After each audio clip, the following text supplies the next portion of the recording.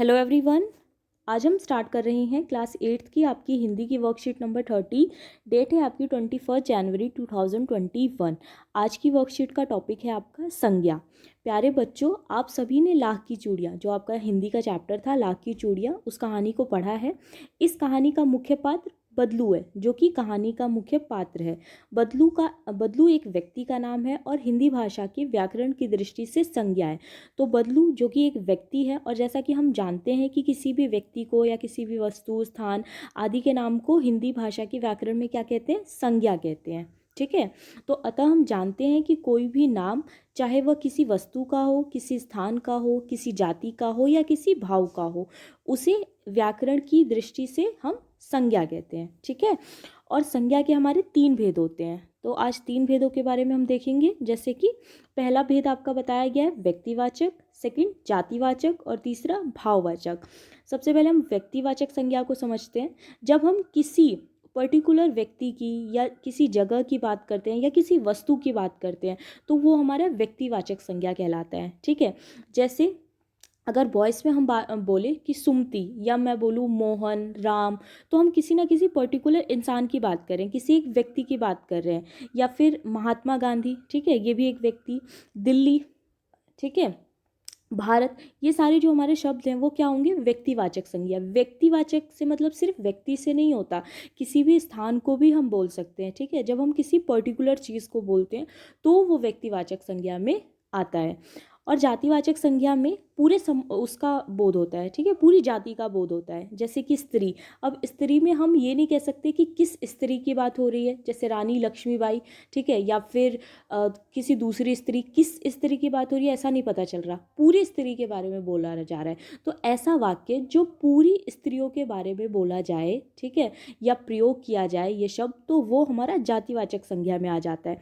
उसी तरह बालक, अब किस बालक की बात हो रही है ये नहीं पता चल रहा, तो जब बालक शब्द का इस्तेमाल हो तो वो भी जातिवाचक। उसी तरह गाय, नदी इत्यादि, ये सारे हमारे जातिवाचक संज्ञा में आते हैं। ठीक है।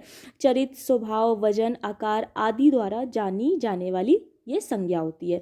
फिर आता है आपका भाववाचक। भाववाचक संज्ञा, जिसमें कि हमें किसी व्यक्ति की सुंदरता के बारे में, उसके नाजुक, प्रसन्नता, उसके भाव के बारे में पता चलता है। ठीक है। जिसमें कोई व्यक्ति नहीं है और ना आकार या वजन, परंतु उसका अनुभव होता है। ठीक है। तो ऐसे जितने भी भाव से संबंधित हमारे शब्द होते हैं वो सारे हमारे भाववाचक संज्ञा में आते हैं। ठीक है। तो व्यक्तिवाचक संज्ञा जिसमें हम किसी पर्टिकुलर की बात करते हैं, जातिवाचक जो कि पूरी जाति का बोध कराता है, और भाववाचक जिसमें कि कोई व्यक्ति या आकार नहीं होता बल्कि इसमें अनुभव होता है उसका। ठीक है।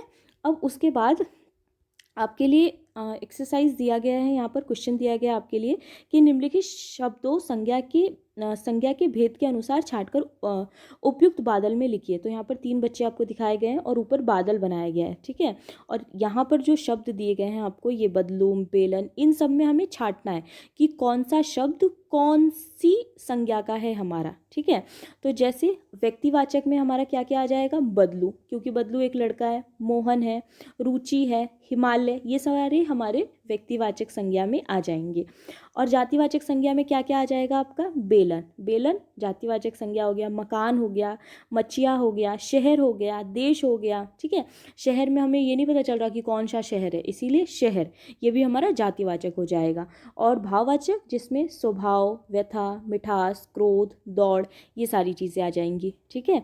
यहाँ पे आपके एग्जाम्पल्स दिए गए हैं, आप यहाँ से देख के इसे फिल करोगे अपने बादल में, नोटबुक में बादल बना के, उसके बाद आप इसको लिखोगे। ओके। उसके बाद क्वेश्चन सेकंड है आपका कि भारत एक विशाल देश है। अब इसमें हमें संज्ञा छांटना है और उसके भेद लिखने हैं। जैसे कि भारत है, तो भारत क्या है? व्यक्तिवाचक संज्ञा है, हमें पता चल रहा है कि कौन से देश की बात की जा रही है। उसके बाद है आपका विशाल, तो विशाल क्या है हमारा? विशाल भाववाचक, क्योंकि हमें भाव पता चल रहा है उसके बारे में कि वो कैसा है, तो विशाल है। और देश क्या है? देश हमारा जातिवाचक है। ठीक है। तो क्योंकि भारत हमें क्लियर था कि कौन से देश की बात हो रही है, तो भारत हमें क्लियर था कि भारत की बात हो रही है, इसीलिए भारत व्यक्तिवाचक है और देश हमारा जातिवाचक है। आई होप आप समझ पाए होंगे।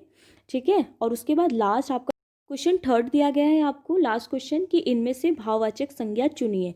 तो चार ऑप्शन है आपके, घृणा, लोहा, गंगा और बनारस। तो इसमें आपका क्या आंसर हो जाएगा, घृणा। ऑप्शन ए जो है हमारा वो करेक्ट आंसर हो जाएगा कि घृणा जो है वो हमारा भाववाचक संज्ञा है। ठीक है, तो ये थी आज की आपकी वर्कशीट। ओके।